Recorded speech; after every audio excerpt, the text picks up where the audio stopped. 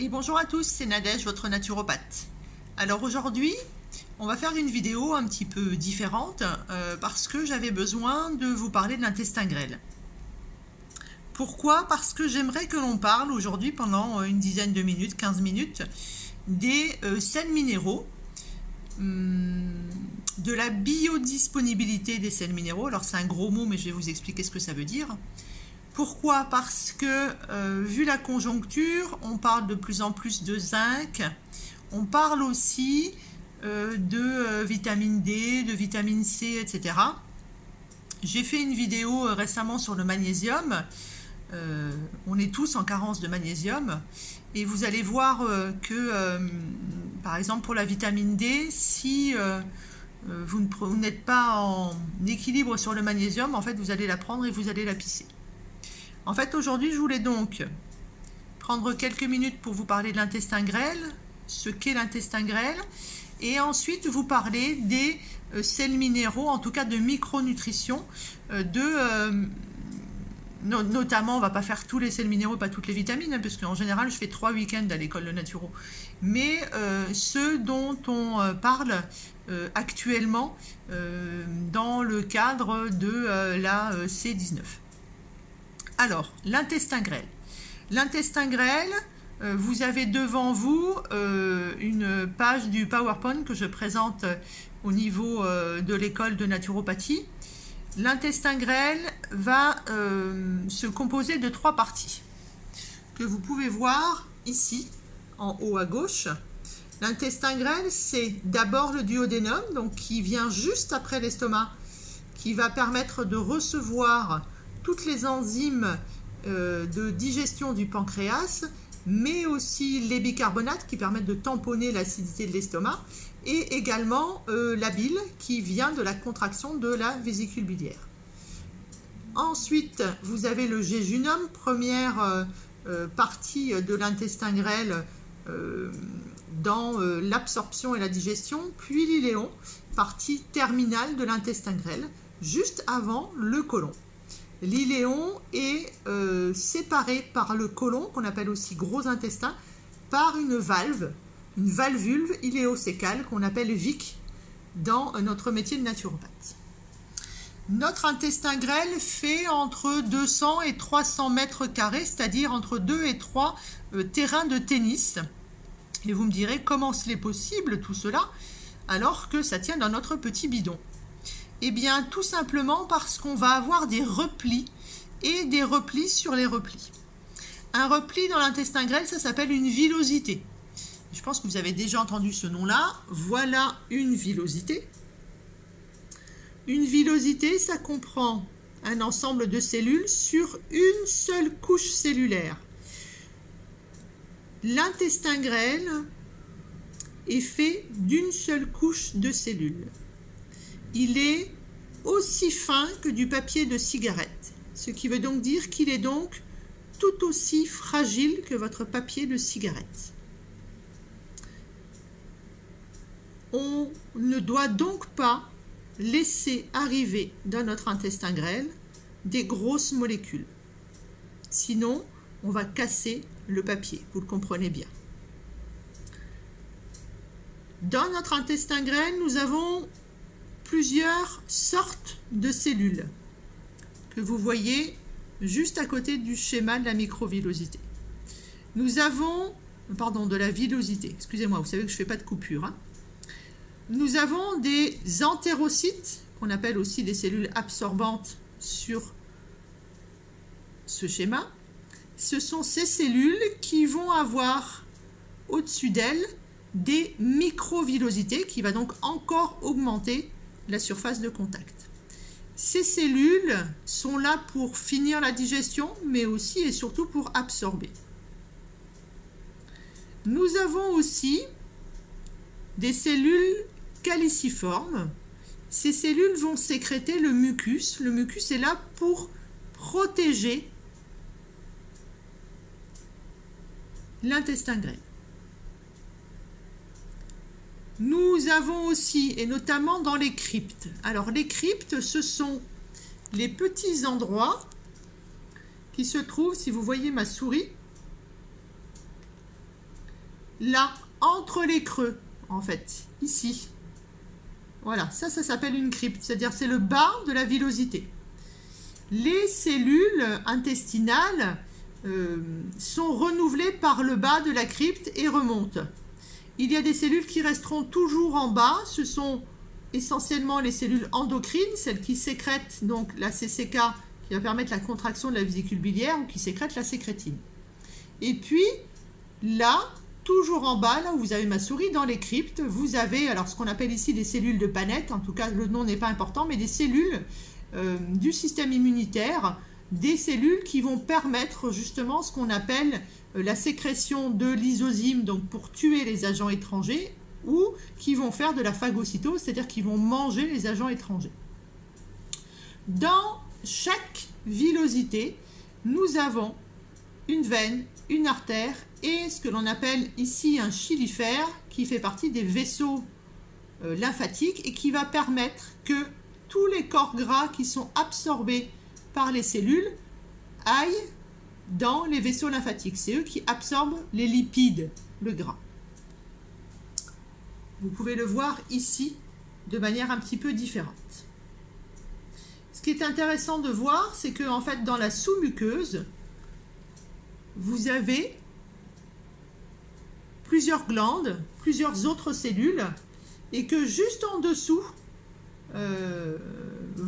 juste au-dessus, pardon, vous avez les vaisseaux sanguins. Tout ce qui passe à travers la cellule va aller dans le vaisseau sanguin et sera amené au foie. Voilà en gros plan un entérocyte. On voit bien la microvillosité, on voit surtout bien à l'intérieur que nous avons des mitochondries qui s'occupent de la respiration cellulaire, mais nous avons aussi des noyaux, un appareil de Golgi, etc. Donc les entérocytes, comme les autres cellules de l'intestin grêle, sont des cellules comme les 50 autres billions de notre corps. Je vous rappelle que notre intestin grêle est le lieu où nous digérons, mais aussi le lieu où nous absorbons. Et voilà pourquoi je voulais vous en parler aujourd'hui. Parce que pour pouvoir absorber, eh bien, il va falloir qu'on ait un intestin qui soit un peu perméable, mais qui ne soit pas hyper perméable. On voit très bien sur ce schéma que chaque cellule est serrée l'une à côté de l'autre. Elles sont tenues les unes aux autres, un peu si vous avez lu, comment ça s'appelle, Obélix, Astérix, etc. Les légionnaires, en fait, quand Obélix arrive, ils se mettent tous ensemble et puis ils mettent un bouclier devant. Alors, les cellules de l'intestin grêle, elles sont un peu comme ça, elles sont collées les unes aux autres pour que rien ne puisse pénétrer. Ça s'appelle le lien qui est fait des jonctions serrées. On peut appeler ça des ponts, peu importe. On a le droit à un tout petit peu d'écart entre les cellules, ça s'appelle la perméabilité intestinale, c'est ce qui fait qu'il y a certaines choses qui vont passer directement. Par contre, on ne doit pas avoir de l'hyperperméabilité intestinale. Si on a de l'hyperperméabilité intestinale, en fait, au niveau de votre villosité, vous allez avoir toutes les substances qui vont passer à travers entre les deux cellules et qui vont se retrouver dans le système sanguin où on va avoir tout notre système immunitaire qui va se demander pourquoi on a des agents étrangers ici et vous allez créer ce que l'on appelle de l'inflammation. L'inflammation, on en a besoin, c'est indispensable. Cependant, on ne doit pas en rester en inflammation tous les jours. Ça s'appelle de l'inflammation chronique, ça s'appelle de l'inflammation de bas grade, si vous lisez certains livres. Eh bien, c'est dû à de l'hyperperméabilité intestinale. Il va donc falloir refaire les jonctions entre chaque cellule. Et pour cela, l'aliment magique des entérocytes, c'est la L-glutamine. Voilà les quelques minutes sur l'intestin grêle. Pourquoi? Parce que on va parler de biodisponibilité, on va parler de absorption, assimilation. Et si votre intestin grêle n'est pas en bon état, vous pourrez prendre tous les compléments alimentaires que vous voulez. Vous pourrez manger toute la bonne nourriture de votre potager, ça ne changera rien, vous n'absorberez pas. Peut-être parce que vous n'avez pas de mucus, peut-être parce que les microvillosités sont cassées, peut-être parce que vous avez trop de jonctions qui sont cassées entre deux cellules et qu'il y a trop de perméabilité, qu'on appelle une hyperperméabilité, parce que vous êtes en inflammation du coup. Alors, le but de la vidéo aujourd'hui, je vais vous laisser avec cette image, que vous puissiez bien regarder cet intestin. Je vais pencher un tout petit peu pour que vous puissiez voir correctement. Le but de la vidéo aujourd'hui, c'est de vous parler donc des sels minéraux. On a parlé du magnésium sur une vidéo précédente, n'hésitez pas à aller la voir. Je vais vous parler du zinc, de la vitamine D.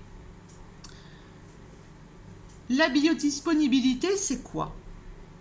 En fait, c'est la quantité qui va être absorbée dans votre organisme et donc disponible pour vos cellules, pour vos tissus, pour leur activité biologique. Ça, c'est valable pour les sels minéraux, pour les vitamines, mais pour tout ce que vous mangez, pour les médicaments, etc. etc. Vous regarderez, on parle beaucoup de biodisponibilité. En ce qui concerne les minéraux, on va pouvoir les apporter dans notre corps sous deux formes. La première forme, ce sera une forme anorganique. Vous avez certainement déjà dû entendre le mot carbonate de calcium, oxyde de zinc, sulfate de magnésium, phosphate de.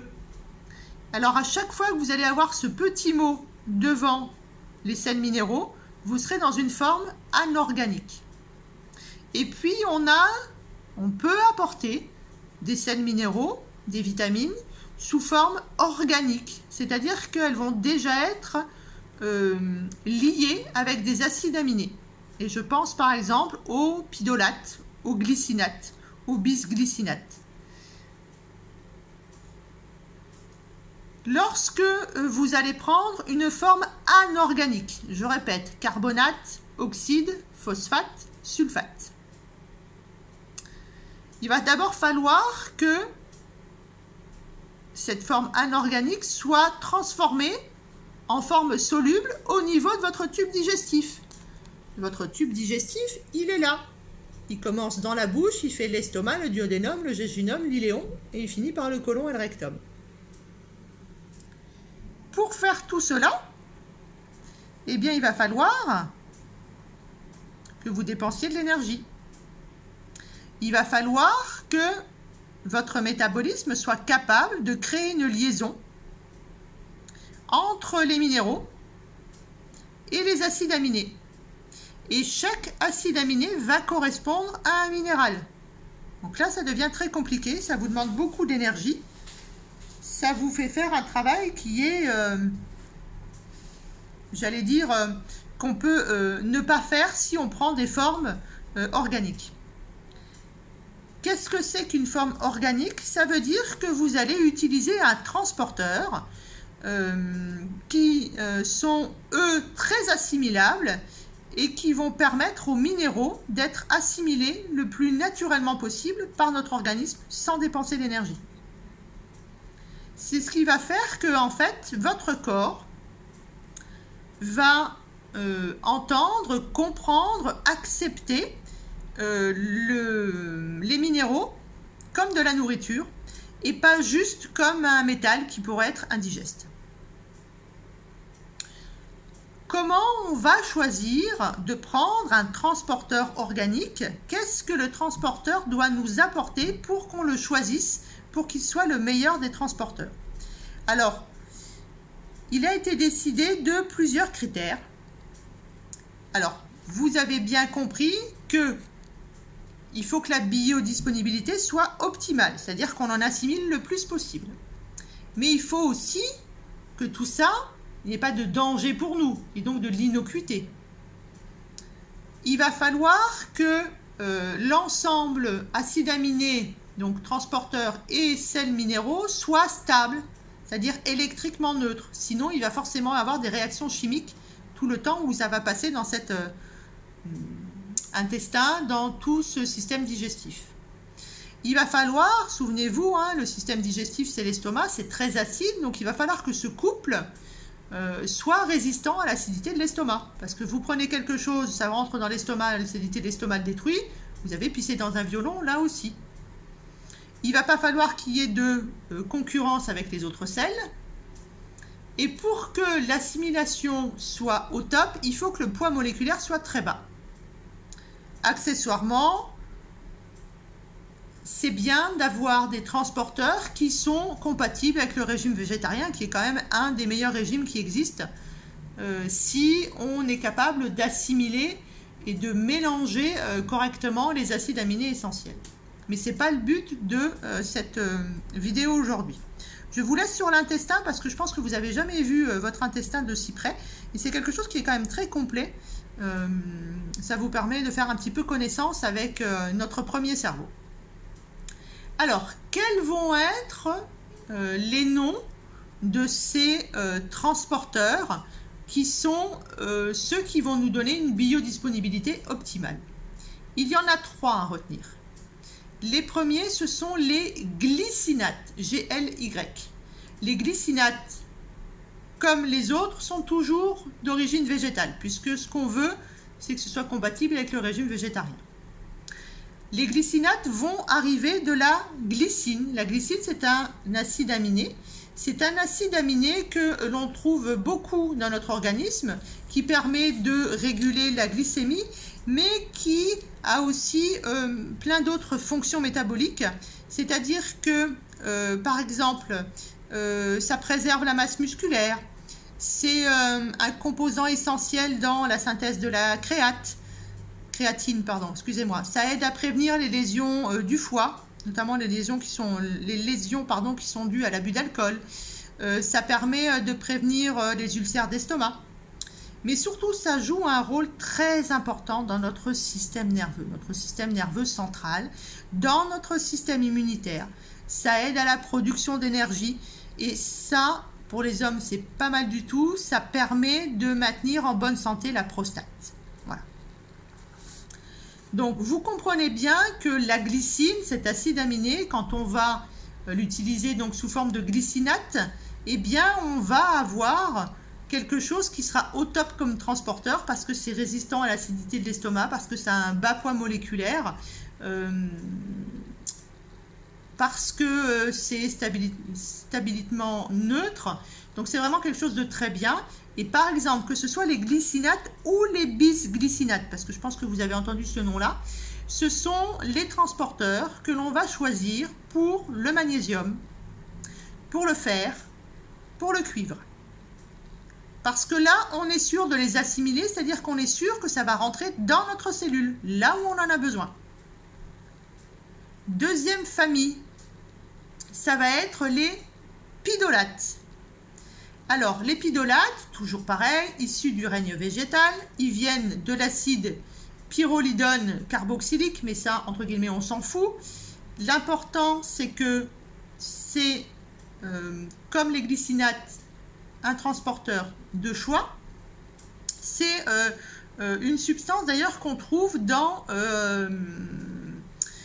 tous nos fanères, c'est-à-dire la peau, les ongles, etc., mais qu'on trouve aussi dans la trame osseuse. Et si je vous parle de collagène, eh bien là, vous voyez de quoi je vous parle.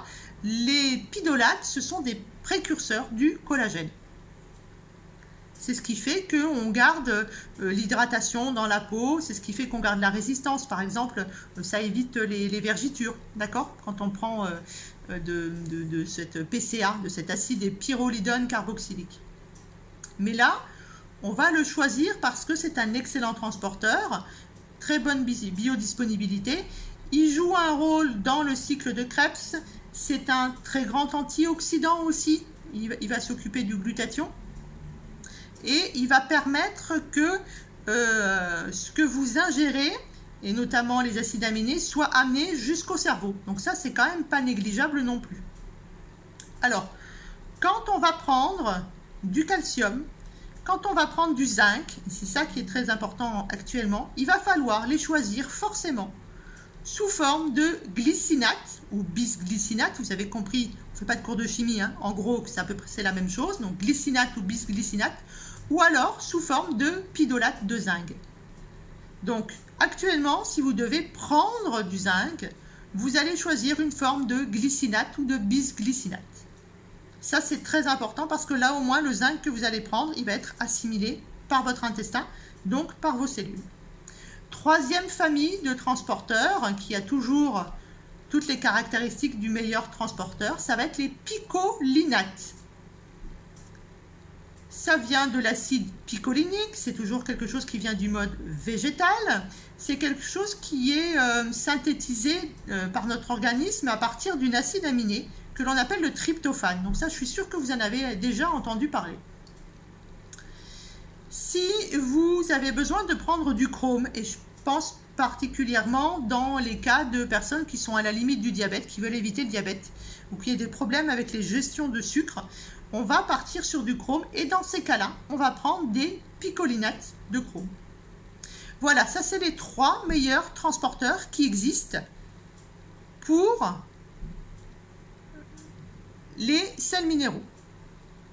Il faut savoir que lorsque vous allez prendre du zinc, il faut que vous soyez sûr que votre statut en vitamine B, et notamment je pense à la B2, la B3 et la B6, soit au top. Ça veut dire que vous n'êtes pas en carence de vitamine B. Sinon, pareil, votre zinc ne va pas être absorbé.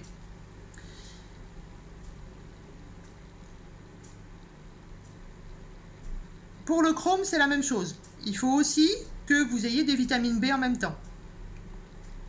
Pour le magnésium, si vous revoyez la vidéo, vous savez qu'il faut que vous ayez de la taurine pour qu'il soit assimilé, pour qu'il rentre dans la cellule. Le seul qui n'a pas de transporteur spécifique, c'est le sélénium. Le sélénium, c'est un antioxydant puissant, c'est un anti-vieillissement, c'est quelque chose qui est merveilleux, dont on a absolument besoin dans plein de cascades, dans le bon fonctionnement du foie. Eh bien, par exemple, le sélénium n'a pas de transporteur particulier parce qu'il a une sélénométhionine qui s'occupe de lui.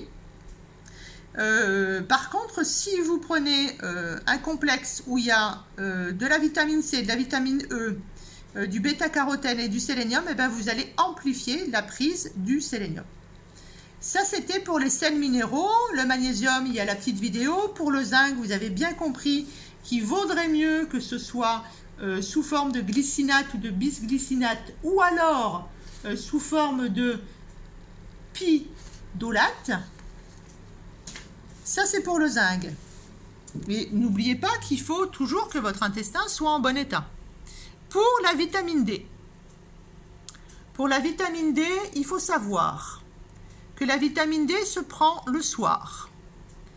Si possible, au cours du repas, et que dans ce repas, il y ait du gras, puisque ça fait partie des vitamines liposolubles, comme la vitamine A, comme la vitamine E et comme la vitamine K. Donc moi, ce que je conseille souvent, et la manière dont je le fais pour moi, c'est que je prends une cuillère à café d'une huile contenant des oméga 3, c'est-à-dire colza, lin, noix, etc. et que je mets mes petites gouttes de vitamines à l'intérieur. Pour que la vitamine D soit assimilée correctement, vous avez bien compris qu'on la prend le soir, pendant un repas où il y a du gras, ou alors dans une cuillère à café de gras. Mais il va falloir là aussi, pour que la vitamine D soit assimilée, qu'elle passe par le foie et par les reins, où elle va subir des changements biochimiques. Eh bien, il y a un besoin absolu d'avoir du magnésium pour que cette modification, que ce soit aussi bien au niveau du foie que du rein, elle se fasse. Donc, vous pourrez là aussi prendre toute la vitamine D que vous voulez. Si vous avez une carence en magnésium, vous n'assimilerez carrément pas, ou quasiment pas, pardon, la vitamine D que vous prenez. Ensuite, la vitamine D, elle se prend, en tout cas pour le sud de la France, du mois de septembre au mois de mars. Après, le soleil, les UVB avec le cholestérol prendront le relais. Ça se prend un tout petit peu tous les jours et pas une grosse ampoule une fois par an. Ça ne marche pas. On ne fait pas de réserve. En ce qui concerne la vitamine C, en magasin bio, on trouve essentiellement de l'acérola, donc cette magnifique petite cerise qui vient d'Amérique du Sud. Lorsque vous prenez un comprimé d'acérola, vous prenez entre 120 à 170 mg de vitamine C. Dans le cas de la C19, on dit qu'on doit prendre, en tout cas au moment où on est malade, où on a ce virus, on doit prendre, et c'est valable pour tous les virus, pour la grippe et tout le reste, ça marche pareil. Dès que vous avez une infection, quelle que soit l'origine de l'infection, on prend de la vitamine C à haute dose, c'est-à-dire au moins 2 grammes, et on peut aller jusqu'à 5 grammes si cette vitamine C est d'origine naturelle, on est bien d'accord. On ne parle pas de chimie, d'accord? On parle de vitamine C naturelle. Donc vous imaginez bien que la vitamine C avec les petits cachets à croquer d'acérola, il va falloir que vous en preniez beaucoup pour réussir à aller jusqu'à 2 grammes. Donc, choisissez plutôt de la vitamine C qui est à 750 mg, qui est à 1000 mg, avec, si possible, des bioflavonoïdes. Et si c'est une libération prolongée, c'est encore mieux. La vitamine C d'origine naturelle n'empêche pas de dormir. Vous pouvez donc en prendre le soir. Vous ne prenez pas de vitamine C avec de la taurine, parce que sinon vous allez avoir l'effet Red Bull. Par contre, si vous êtes très fatigué et que vous avez besoin de prendre un petit peu de fer, eh bien vous pouvez prendre jusqu'à 500 mg de vitamine C, ça aidera l'absorption du fer. Voilà ce que je voulais vous dire aujourd'hui sur l'intestin grêle, parce que ça me semblait important, quand on parle de biodisponibilité et d'assimilation de sels minéraux et de vitamines. Cela fait 10 ans que je conseille de la vitamine D et je suis heureuse de voir aujourd'hui que c'est à la mode et que c'est une bonne mode et que même les médecins conseillent de prendre de la vitamine D à tous leurs patients dans le cadre de la prévention des maux qui sont actuellement dehors et qui peuvent encore faire peur à certaines personnes. Donc on prend du bon zinc. On fait attention à son statut en vitamine B. Par exemple, on peut très bien manger des céréales complètes, du pain complet, et ça c'est très riche en vitamine B. Et on peut prendre de la vitamine D, donc vous avez bien compris, le soir. On prend de la vitamine C et on pense au fer. Si par exemple on est fatigué, ça marche très bien. Attention, moi je conseille toujours du fer si on a fait un bilan sanguin et qu'on sait où en est notre hémoglobine, où en est notre transférine, où en est notre taux de fer dans le sang. Parce que trop de fer, ça fait rouiller, c'est pas bon, ça fait plein de radicaux libres, ça fait du vieillissement prématuré. Voilà, c'était tout pour aujourd'hui. C'est toujours Nadège, votre naturopathe dans le sud de la France. N'hésitez pas, comme toujours, à liker, à vous abonner, à vous poser vos petites questions. www.nadegenaturopathe.fr ou nadegenaturopathe@yahoo.fr. Je vous laisse sur cette magnifique diapositive de tout l'intestin grêle. C'est notre premier cerveau. Il y a entre 600 et 700 millions de neurones dans cet endroit. Il y a 2 gros réseaux nerveux que l'on connaît au niveau des plexus qu'on appelle Auerbach et Meissner. Alors tout ça, c'est de la culture générale. Mais en tout cas, sachez que c'est très innervé. D'ailleurs, on peut tomber dans les pommes lorsqu'on tire trop sur les intestins, en fait, sur ce tube digestif. Voilà, je vous laisse sur ces images. Faites le bon choix des bons compléments alimentaires. Veillez à la perméabilité correcte, à juste dose de votre intestin grêle. Prenez soin de votre premier cerveau. Éteignez la télé comme toujours et continuez à vous renseigner là où il le faut. À bientôt pour d'autres conseils.